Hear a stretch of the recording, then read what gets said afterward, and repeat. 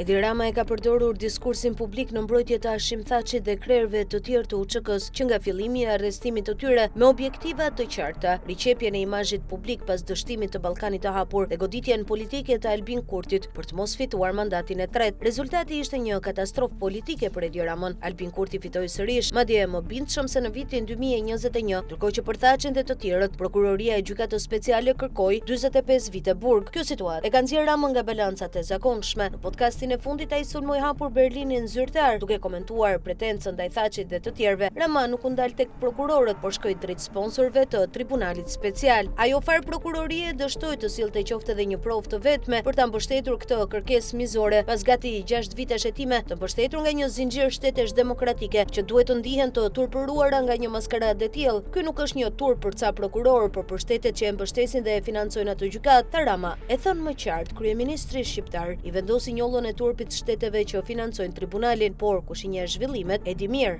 aq më tepër Edi Rama, i cili ka akses në informacion të detajuar se administrata ndërkombëtare në Bosnjë dhe Hercegovinë, ajo në Kosovë, si dhe Tribunali Special për krimet e luftës në Kosovë, financohen në masë të konsiderueshme nga Gjermania. Gjermania e ka marrë këtë rol për të mbështetur pozicionin e saj qendror në zhvillimet politike të Ballkanit. Prej vitesh, figura referuese e Berlinit në hapësirën shqiptare është Albin Kurti. Marrëdhëniet e tij me Gjermaninë janë të ngushta. Kosova është vizituar 2 herë nga kancelarët gjerman, gjë që nuk është e zakonshme për rajonin. Problemet e Gjermanisë me qeverinë e Edi Ramës nuk janë thjesht politike, por lidhen edhe me çështje korrupsioni dhe abuzimi me fondet. Gjermania është sot një nga mbështetësit më të forta të SPAK. Në këtë kontekst, avancimi i hetimeve drejt zyrës së kryeministrit nuk është i shkëputur nga mbështetja e fuqishme që Berlini i jep reformës në drejtësi. Në disa raporte institucionale gjermane është theksuar se qeveria shqiptare ka anashkaluar kompani gjermane në kontrata të mëdha publike, ka zvarritur projekte të financuara nga Berlini. Mungesa e Edi Ramës në konferencën e sigurisë në Munich nuk duket rastësore. Autoritetet gjermane patën kontakte me përfaqësues të rëndësishëm të qeverisë shqiptare, përfshirë ta Ulan Ballën dhe ministrin e mbrojtjes Vengu. Ndërkohë, nga vendet e tjera të Ballkanit ishin të pranishëm krerët e shteteve dhe qeverive, Albin Kurti, Aleksandar Vučić, presidenti malazez dhe të tjerë. Në këtë përplasje me Berlinin, Rama duket se përpiqet të kompensojë përmes afrimit me administratën Trump, çka shpjegon ftesën për bordin e paqes dhe vizitën e Ivanka Trump, por një skenar i ngjashëm është parë më herët. Hashim Thaçi në kulmin e përplasjes me Angela Merkelin u